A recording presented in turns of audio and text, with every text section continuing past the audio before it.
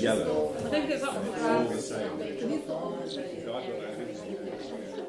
The iconic Scottish landscapes, the hills that frame our gulfs of blue air, have been hewn from rock by the fluid tools of air, water and ice wielded by gravity.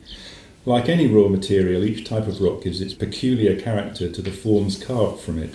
Scotland is blessed with riches in its rocks which underpin the landscapes that change in character around almost every corner. A journey from Glasgow to Ballachulish takes you past the basalt crags of the Campsie Fells, Glasgow's own Table Mountain, to the rolling farmland of the Vale of Strathendrick, its russet soil stained by the old red sandstone beneath.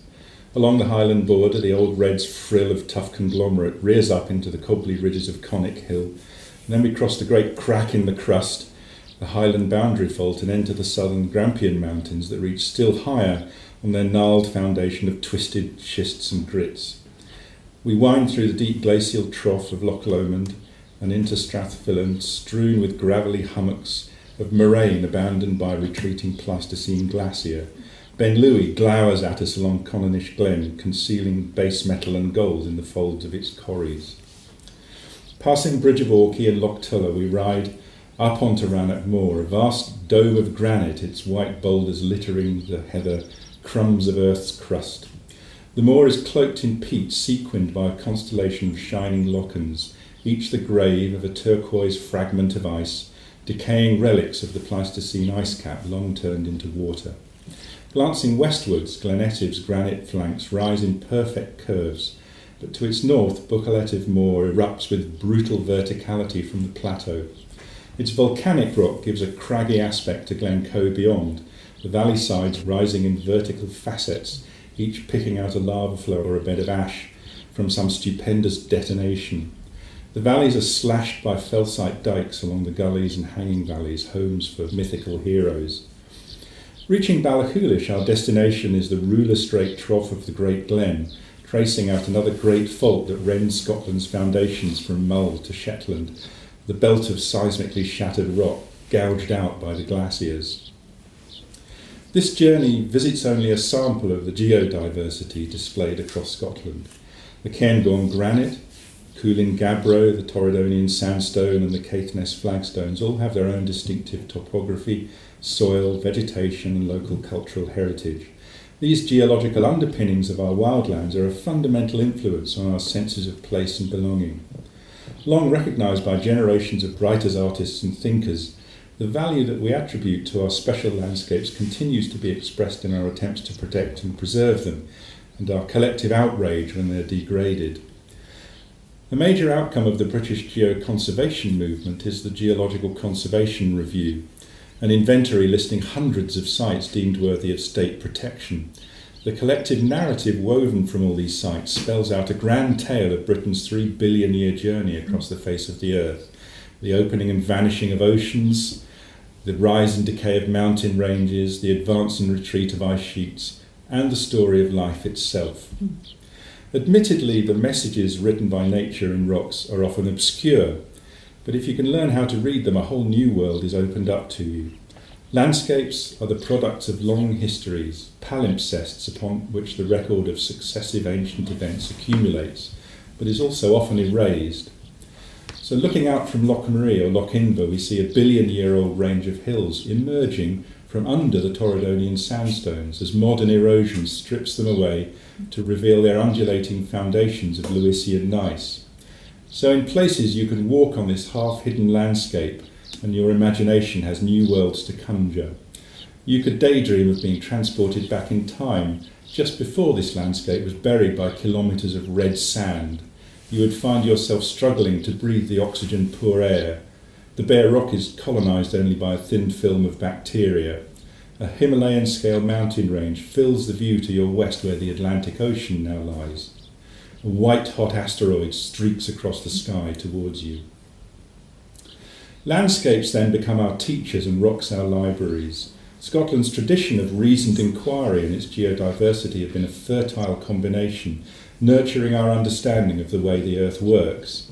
These ideas have often emerged from the wildlands.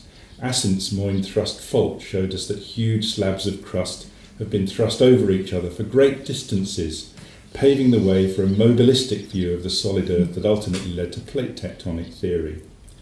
The Southern Highlands taught us about the hot, deep roots of mountain chains, where dull muds are metamorphosed into silvery garnet-studded schists and pleated into monstrous overfolds by the collisions of continents.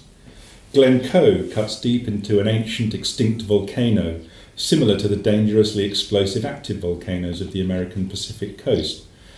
There are lessons from Glencoe that can help us understand the deep plumbing of these angry and unpredictable monsters, and thus perhaps help to save lives.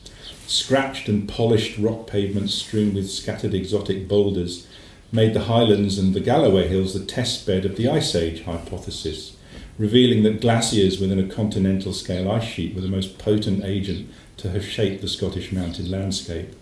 The great blanket of peat that spread over the naked land after the ice retreated holds a finely resolved record in its tiny preserved spores and pollen grains of the northern spread of the forest as the climate warmed again. In the Devonian and Carboniferous sedimentary rocks of the lowlands, some of the finest fossil fish and amphibians known to science have been found, documenting the emergence of the first complex land ecosystems.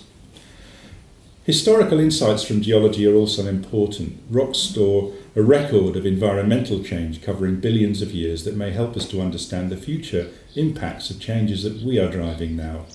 Evidence from geologically young materials like our peat deposits, covering mere thousands of years, show us that Scottish upland ecosystems are dynamic and were in constant flux long before humans appeared. So if we wish to restore or rewild an ecosystem, which point in time do we select as the exemplar of a perfect natural system? And as the human impact has been significant for a very long time, how do we define natural at all? On a more personal level, the ability to read the landscape adds immensely to the experience of a day in the hills. The ground over which we walk reveals a series of other hidden landscapes. A walk is a journey in 4 dimensions. In many parts of the world, the rewards of such an experience have long been the foundation of geotourism, which is an increasingly vibrant part of the global tourist economy.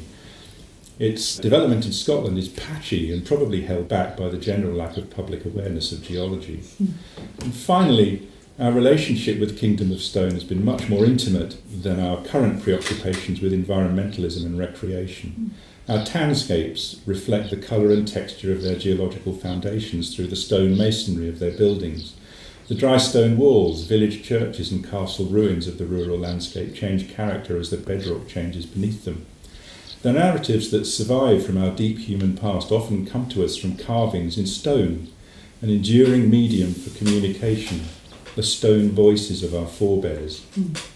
When you plant your boot in a footprint on the Dalradian rocks of Dunad, or tentatively explore a cup and ring mark with your fingertip, you connect with a time when stone was an intimate part of the everyday world. In such ways, our wildlands help us to reconnect with our deepest foundations and deepen our understanding of the earth.